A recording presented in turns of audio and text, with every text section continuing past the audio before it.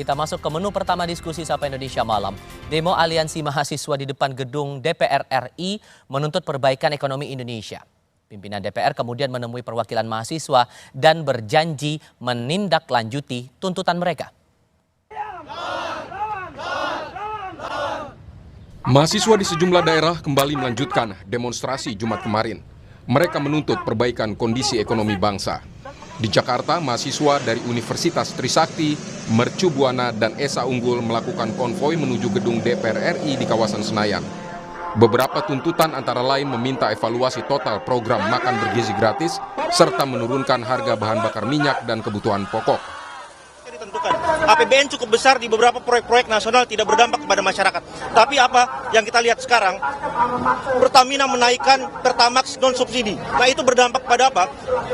Semua masyarakat beralih kepada Pertalite. Nah sedangkan teman-teman sekarang melihat bahwasanya hampir SPBU, beberapa SPBU itu sudah menyatakan Pertalite ini habis. Dan itu akan berdampak pada ekonomi masyarakat juga. Itu yang pertama. Yang kedua, kita bisa melihat bagaimana kita menuntut berantas semua inkompetensi pejabat-pejabat negara yang tidak sesuai dengan bidang-bidangnya. Itu berdampak juga kepada masyarakat itu sendiri. Kita melihat bagaimana kemarin MBG berlangsung. Selama itu tidak ada hal-hal yang memang terlihat begitu signifikan gitu. Perubahannya harus dilakukan evaluasi. Makanya kami menuntut pemerintah untuk berhentikan sementara MBG ini dan juga evaluasi total. Karena menurut kami, Pimpinan DPR RI menemui perwakilan mahasiswa yang menyampaikan aspirasinya di depan gedung DPR MPR. Wakil Ketua DPR Sufmi Dasko Ahmad berjanji akan menindaklanjuti tuntutan mahasiswa. Beberapa aspirasi telah kami langsung sampaikan per telepon tadi kepada pihak eksekutif, baik Menteri SDN maupun Kepala BGN, dan didengarkan langsung aspirasi tersebut disampaikan oleh kami kepada mereka. Dan tadi beberapa aspirasi yang ditujukan kepada Dewan Perwakilan Rakyat kami juga sudah sampaikan, dan insya Allah kita akan lanjutkan dan kita akan tindak lanjuti. Dalam pertemuan dengan DPR, mahasiswa meminta eksekutif dan legislatif tidak bermain-main dengan perut lapar rakyat. Sebab gelombang tuntutan bakal kembali disuarakan jika janji tak direalisasikan. Tim Liputan Kompas TV. Pimpinan DPR bertemu dengan massa mahasiswa yang kemarin berunjuk rasa menuntut perbaikan ekonomi bangsa. DPR berjanji akan meneruskan tuntutan ke pemerintah, termasuk soal penurunan harga BBM dan evaluasi program makan bergizi gratis. Apakah respons itu cukup bagi mahasiswa? Bergabung dalam diskusi malam ini, Presiden Mahasiswa Universitas Trisakti Denny Ribowo, Ketua Komisi 2 DPR RI Rifki Nizami Karsayuda, dan Direktur Eksekutif Carta Politika Yunarto Wijaya. Selamat malam semuanya dengan Tifal di sini. Selamat malam Mas Tifal, Bang Rifki. Selamat malam semuanya, terima kasih sudah bergabung dalam diskusi kami malam ini. Bung Denny, sudah ada respons kemarin dari aspirasi teman-teman disampaikan di DPR, lalu kemudian bertemu dengan pimpinan DPR menyebutkan sudah diteruskan itu dan akan segera ditindaklanjuti. Tapi dari pihak mahasiswa sendiri berharap adakah batas waktu, tenggat waktu agar seluruh tuntutan itu bisa ditindaklanjuti oleh pemerintah? Baik, terima kasih Mas Tiva. Dari kami sebenarnya mengembalikan ke mekanisme di lapangan, Mas. Jadi kemarin ada beberapa hal yang memang dari pihak DPR-nya sendiri yang menjanjikan ke kami, salah satunya pembebasan teman-teman kami itu mereka ngasih batas dengan sendirinya. Mereka kasih batas 7 kali 24 jam bahwasanya mereka akan membantu pelepasan tersangka teman-teman kami. Lalu untuk permasalahan ekonomi, kemarin sebenarnya dari kami memberikan batas 30 hari, tetapi hal itu memang belum kami sampaikan karena kemarin belum bisa diselipkan dalam ruang-ruang diskusi, sehingga kemarin kita sampaikan bahwasannya hal ini ketika dalam waktu dekat permasalahan ekonomi, karena tuntutan kami kemarin terkhusus kepada permasalahan ekonomi yang pertama tidak dapat direalisasikan oleh pemerintah, kiranya teman-teman dan juga masyarakat akan dengan sendirinya bisa melanjutkan perjuangan-perjuangan dan juga kritik terhadap pemerintah. Mungkin seperti itu, Mas. Jadi saya perlu penegasan lagi. Jadi sebetulnya teman-teman membatasi paling lama 30 hari harus dipenuhi janji itu? Atau bisa lebih singkat lagi daripada itu? kita berharap bisa lebih singkat karena kemarin beberapa jajaran eksekutif yang ditelepon oleh pihak legislatif bahasanya dalam waktu dekat ini. Seperti itu.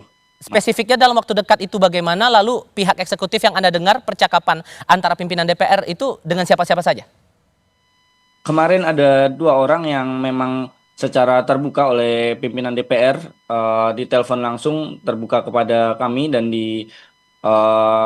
beri pengeras suara. Ada 2 orang, yang pertama ada Ketua BGN dan juga Menteri SDM yang kemarin dipertanyakan langsung atas permasalahan rakyat terhadap tuntutan-tuntutan kami. Yang Anda dengar saat itu Menteri SDM bicara bagaimana atau responsnya bagaimana, lalu Kepala BGN meresponsnya bagaimana? Baik, yang pertama terkait dengan Menteri SDM, terkait dengan permasalahan BBM, yaitu tidak adanya transparansi saat kenaikan harga Pertamax naik, dan juga hari ini teman-teman juga mengetahui gitu, harga minyak dunia sudah mulai menurun, tetapi penyesuaian harga Pertamax masih belum bisa dilakukan oleh pihak Kementerian SDM. Tetapi yang disampaikan beliau juga mengafirmasi apa yang kita sampaikan, bahwasanya harga minyak dunia hari ini sudah mulai turun dan hari ini beliau menyampaikan dalam waktu dekat insya Allah kita akan melakukan penyesuaian harga. Lalu yang kedua terkait dengan kelangkaan Pertalite yang sudah mulai ada di beberapa daerah dan juga di pemberitaan sudah mulai naik. Hal itu disampaikan kontra narasi terhadap apa yang kita sampaikan. Jadi beliau menyampaikan bahwasanya hal itu tidak benar dan stok BBM kita masih ada. Dan kita sampaikan juga, Bapak boleh lihat di berita bahwasanya dan boleh dicek di beberapa titik yang salah satunya kami mention kemarin di SPBU dan Mogot itu kehabisan Pertalite, sehingga kami sampaikan dan beliau berkomitmen untuk mengecek dan menyelaraskan apa yang disampaikan bahwasanya ketersediaan bahan bakar subsidi ini sesuai karena dampaknya terhadap ekonomi dan bahan pokok ini sangat signifikan. Mas Rifki, karena salah satu tuntutan, kalau saya kutip tuntutan dari teman-teman Universitas Trisakti, salah satunya adalah untuk pemulihan ekonomi dan politik nasional. Kalau Anda dan teman-teman Komisi 2 sendiri merespons tuntutan ini, akan bagaimana meneruskan aspirasi itu ke pemerintah, Mas Rifki?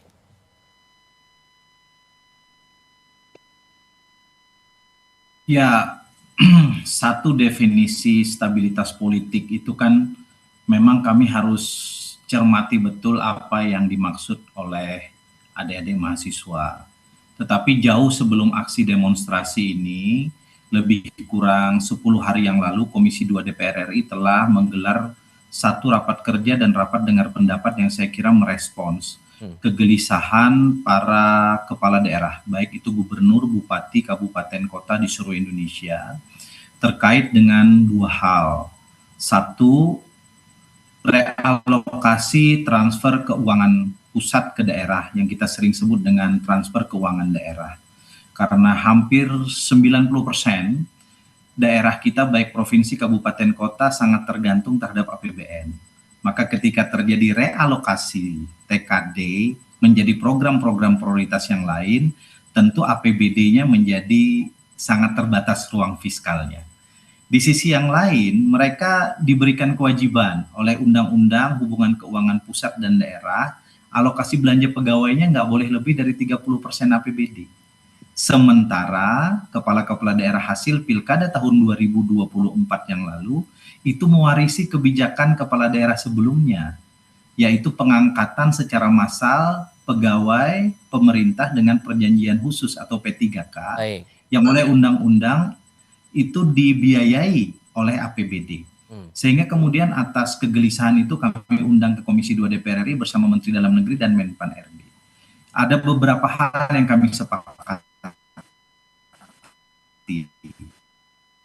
Dan saya kira ini tinggal menunggu tindak lanjut dari pemerintah, kebijakan dari pemerintah pusat kepada pemerintah daerah, agar daerah yang sekarang kesulitan memenuhi lebih dari 30% maksimal APBD-nya untuk belanja pegawai, sebagian daerah yang memang tidak mampu untuk memenuhi itu, khusus misalnya untuk tenaga kesehatan dan tenaga kependidikan, itu dibiayai P3K-nya melalui APBN. Sorry saya potong, Mas. Sorry saya potong. Kalau kemudian kembali ke pertanyaan saya merujuk pada tuntutan dari mahasiswa ini, kemungkinan dari DPR untuk meneruskan itu ke pemerintah, apakah bisa lebih cepat? Ya ini kami sedang, kan itu sudah ada pemerintahnya. Kalau di Komisi 2, kami tidak pernah menggelar RDP, RDPU tanpa ada dari eksekutif. Jadi kami mendelivery satu isu itu langsung kepada policy makers, dalam hal ini pemerintah. Nah, Mendagri, Menpan RB itu sekarang sedang berdiskusi dengan Menteri Keuangan, Menteri Bappenas untuk merumuskan afirmasi ini. Apa kaitannya ini dengan politik, stabilitas politik? Kalau di daerah tidak sanggup membangun karena ruang fiskalnya itu nggak ada lagi, maka kan kemudian ekonomi dan politik di daerah pasti akan sangat dinamis. Para gubernur, bupati, wali kota akan sangat sulit untuk memenuhi janji-janji politiknya, akan sangat memenuhi kebutuhan-kebutuhan masyarakatnya, dan itu pasti akan meningkatkan sedikit banyak eskalasi di daerah. Oke. Sesuai dengan kewenangan kami mencoba untuk menjawab bisa memberikan afirmasi. Saya senang betul aksi tadi malam setelah diterima oleh Bang Dasko dan Kang Saan itu merumuskan beberapa kesepakatan. Salah satu kesepakatannya adalah efisiensi dari program makan bergizi gratis yang sudah disisir dan disasar oleh Badan Gizi Nasional sebesar 70 triliun rupiah. Tentu ini kan terus berjalan sebagaimana pernyataan dari BGN. Apakah itu misalnya terkait dengan dapur-dapur yang tidak tepat sasaran, yang kemudian memang harus ditutup di level perkotaan yang menyasar siswa-siswa kelas menengah ke atas, yang sekarang sudah disinyalir lebih dari 75 dapur yang ditutup.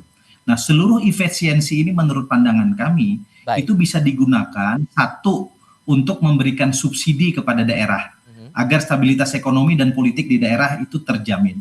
Yang kedua, termasuk juga kita bisa menambahkan subsidi terhadap sektor yang dirasakan oleh rakyat, termasuk sektor energi, BBM yang juga menjadi salah satu concern dari adik-adik mahasiswa. Sehingga pertemuan tadi malam saya yakin 1-2 hari ini akan segera ditindaklanjuti oleh DPR, akan memanggil para menteri-menteri terkait, karena tren DPR sekarang bukan hanya sekedar penampung aspirasi. Saya berterima kasih kepada pimpinan DPR yang sekarang juga mampu menjadi mediator dari aspirasi, dan dalam banyak pertemuan yang dipimpin oleh pimpinan DPR berhasil menghasilkan polisi-polisi baru. Saya kira itu. Mas Toto, kalau Anda punya ekspektasinya akan bagaimana tindak lanjut dari aspirasi ini? Aspirasi dari mahasiswa disampaikan kepada DPR, kemudian DPR akan sampaikan itu atau ditindaklanjut kepada pemerintah. Tapi tindak lanjut atas tuntutan itu sejauh mana Anda menaruh ekspektasi itu, Mas Toto? Catatan pertama, Mas Tifal, dan ini menurut saya catatan bukan hanya kepada DPR dan pimpinan DPR ya, tapi kepada teman-teman mahasiswa. Kalau kata kuncinya adalah transparansi, misalnya tadi satu contoh terkait dengan kenapa tiba-tiba BBM Pertamax naik ketika harga minyak dunia sudah turun.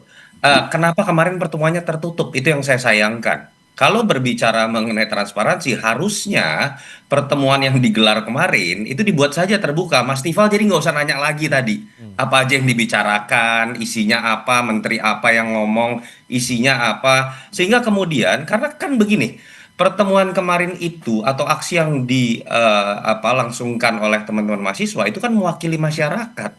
Bukan negosiasi antar dua pihak bernama mahasiswa dengan DPR saja. Tapi antara DPR sebagai wakil rakyat dengan mahasiswa yang mewakili aspirasi masyarakat yang belum didengar oleh DPR selama ini. Itu poin pertama. Poin kedua, kita apresiasi lah ada komunikasi yang menurut saya paling tidak harus kita hargai, ditemui yang namanya aksi mahasiswa. Sehingga aksi mahasiswa ini bukan dilihat sebagai ancaman, tapi sebagai alarm evaluasi. Tapi ini kan juga mencerminkan sebuah hal yang sudah teragregasi sekian lama.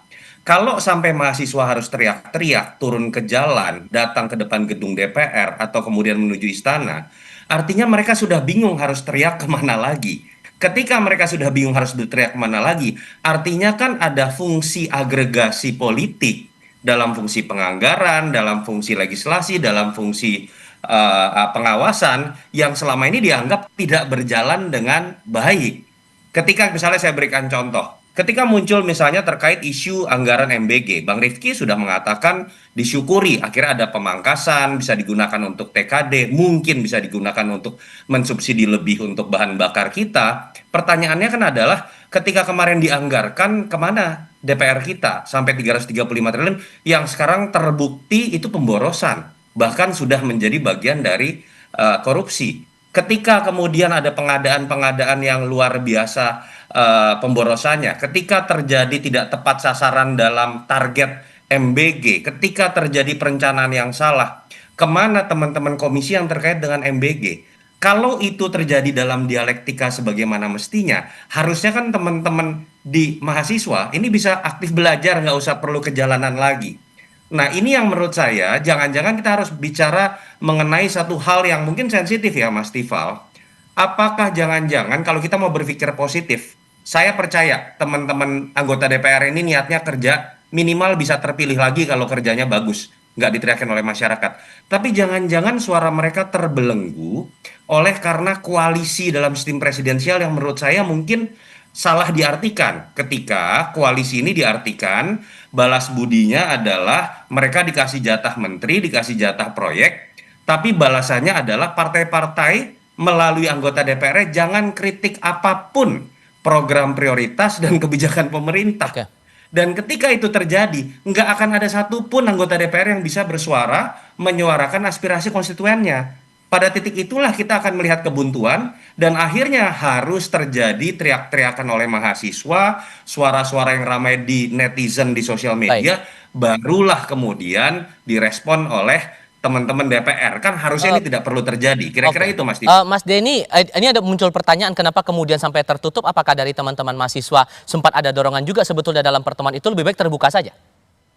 Baik, mungkin hari ini bisa menjadi jawaban atas statement tadi yang disampaikan. Hari ini mungkin publik bisa melihat di akun Instagram Kepresidenan Mahasiswa. Jadi kemarin mungkin kalau memang tidak bisa dilakukan secara live dari mungkin akun-akun media yang memang hanya diizinkan masuk di depan, tapi kemarin saat pelaksanaan kami melakukan secara live. Jadi komunikasi kami dan juga apa yang terjadi diskursus di dalam itu sudah kami upload juga di media akun Instagram kami. Jadi pembicaraan di dalam itu mayoritas sudah kita up dan terakhir menjelang penutup itu memang sempat terpotong sinyal, nggak bisa kita upload secara keseluruhan. Jadi mungkin transparansi apa yang terjadi di dalam bisa dilihat di situ.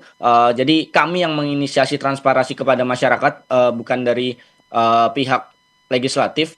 Lalu yang kedua, terkait dengan tadi disampaikan terkait sebagai mediator antara masyarakat dan juga pemerintah. Tadi saya sangat menolak hari ini DPR seharusnya tidak hanya menjadi mediator, tapi juga memberikan solusi karena ada beberapa hal yang terlewatkan dan itu menurut saya menjadi hal yang perlu dipertanyakan di beberapa rapat yang dilakukan dengan badan terkait atau kementerian terkait. Tetapi komisi terkait, seperti contoh terkait dengan pembelian sepeda motor listrik dan lain-lain, itu DPR sempat menyatakan bahwasannya kami tidak mengetahui. Dan itu kan hal yang sangat krusial, anggaran yang cukup besar, yang harusnya DPR bisa mengawal dan DPR bisa mengetahui hal tersebut. Dan hal-hal inilah yang hari ini kami sayangkan sehingga mungkin kami perlu bersuara di jalan, kami perlu turun dan kuliah di jalan.